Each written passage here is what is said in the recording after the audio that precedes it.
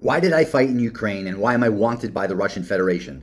The story of Benjamin Reed, multi-part, by request. Backstory: I had originally been to Ukraine in 2009 mid-tour leave to Crimea. I had an interest in post-Soviet countries. I returned in 2019. I fell in love with a girl. She was my Russian tutor. She was from the Donetsk Oblast area. We traveled the world. And right before the war broke out, the full-scale war, we broke up. And I had a U.S. military background. I had been training martial arts. I was in fairly good shape, other than the knee injuries and back injuries, but good shape. And I had a variety of military experiences, ranging from Iraq to Afghanistan, speaking Russian, among Spanish, Portuguese, French. I thought I could be useful. The first order of business in February of 2022 for me is to figure out what I could do.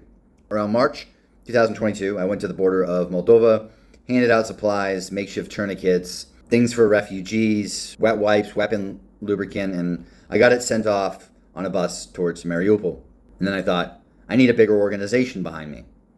I found another one where we transported medical supplies from Normandy all the way into Lviv, where I entered Ukraine, and that was in April of 2022. I then split with the group because I wanted to do more military aligned stuff.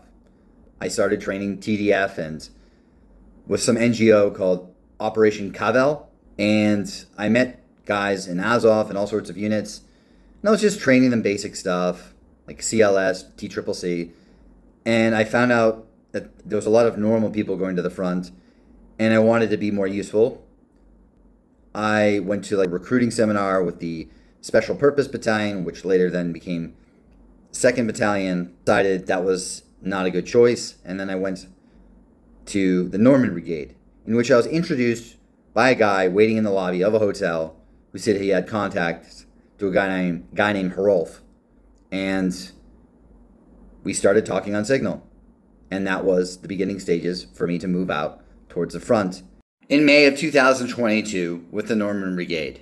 This concludes the first part.